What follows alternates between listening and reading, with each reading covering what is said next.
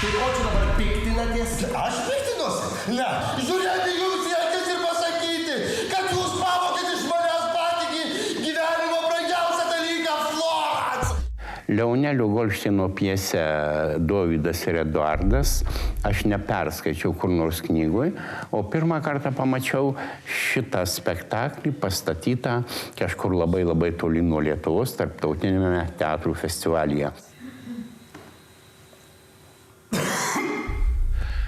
Kartais pjesės pasirinkimas užima ilgesnį laiko tarpą negu pats jos pastatymas. Ir man pjesė labai patiko. Man patiko ir spektaklis, bet kažkaip pagalvojau, kad šitą pjesę dar geriau gali suvaidinti du mano aktoriai — Aurimas Pintulis ir Vaidas Jočys.